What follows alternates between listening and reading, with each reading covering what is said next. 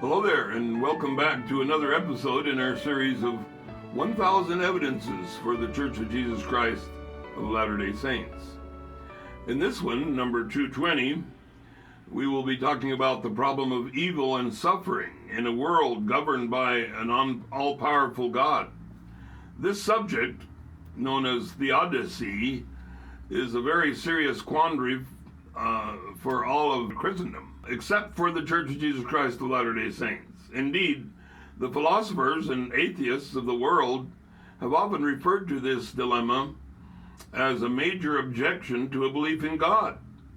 Atheists see a clear contradiction with the belief in a loving and caring God who allows evil and suffering to continue seemingly unnoticed.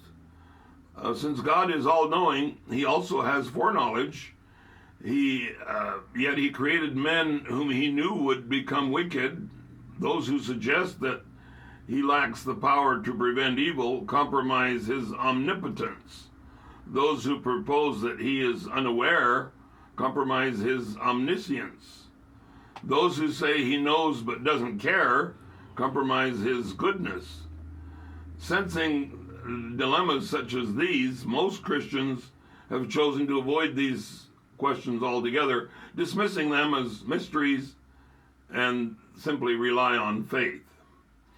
Theodicy is the liability baggage attached to the extra-biblical belief in an ex nihilo or out-of-nothing creation. Not only does God allow evil to exist, but according to the ex nihilo philosophy, he actually created it. Indeed, why did he create Lucifer? Since he knew that Lucifer would rebel and become the master of sin and evil. If God created the entire universe out of nothing, then it follows that he must have also created evil, including Satan himself. Since God is good, according to Matthew chapter 19, verse 17, and Mark chapter 10, verse 18, and Luke chapter 18, verse 19, this presents a clear predicament for non-LDS Christians. To the Latter-day Saints, this has never been a problem. The Doctrine and Covenants reveals that man was also in the beginning with God.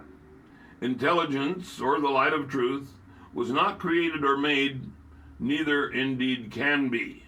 That's in Doctrine and Covenants, section 93, verse 29. In other words, God did not create man out of nothing. He created his spirit, and he created the body of man, and he did not create his intelligence, his basic personality. He created spirit persons out of the intelligence, and it is this intelligence that houses man's individual personalities. Later, he created our bodies to house our spirits. Thus, God did not create our personalities and did not create man's evil nature. He created bodies to house our intelligence, which has always existed. See Abraham chapter 3, verse 21 through 22. And Bruce McConkie, Intelligence, in his book Mormon Doctrine, 1990, page 387. Furthermore, the revelation goes on to explain that God cannot manipulate the lives of his children by robbing them of their agency. That's in Doctrine and Covenants, section 93, verses 30 to 33. So while he allows evil to exist, he did not create it, nor did he turn a blind eye. Neither does he leave the lives of his children totally to chance or nature. That's in Acts chapter 17, verse 26. The Encyclopedia of Mormonism further illustrates this view by the following. Traditionally, the affirmation of God's sovereignty, sovereign power, is expressed philosophically by the concept of omnipotence, which means that God can do absolutely anything at all, or at least anything logically possible. This often accompanies the dogma that all that is was created ex nihilo, from nothing, by God. the conclusion follows that all forms of evil, even the demonic dimension, must be directly or indirectly God-made. In Latter-day Saint sources, God is not the only self-existent reality. The books of Abraham and Moses and other texts teach that God is not a fiat creator, but an organizer, that the pure principles of element can neither be created nor destroyed, and that the undergirdings of eternal law with certain bounds and conditions are coexistent with him. That's according to Doctrine and Covenants, section 88, verses 34 and 35. Omnipotence, then, means God has all the power it is possible to have in a universe, actually a pluriverse, of these universal laws. God simply did not create evil. See Doctrine and Covenants, section 93, and Teachings of the Prophet Joseph Smith, page 351. God limits his own power for the greater good. Usually this is associated with insistence on the importance of human freedom.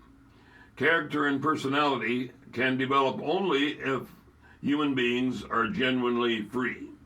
Likewise, God's love, if authentic, must be voluntary. These goods are held to outweigh the evil introduced by free agents into the world, even when the consequences are terribly destructive. Experiences of contrast are indispensable to knowledge and growth. That's according to 2 Nephi chapter 2, verse, and also Doctrine and Covenants, section 122. God's self-limitation is essential to the attainment of his purpose. Moreover, God did not only will not, but cannot ultimately coerce men to choose life over death. All intelligence is free to act for itself in that sphere in which God has placed it.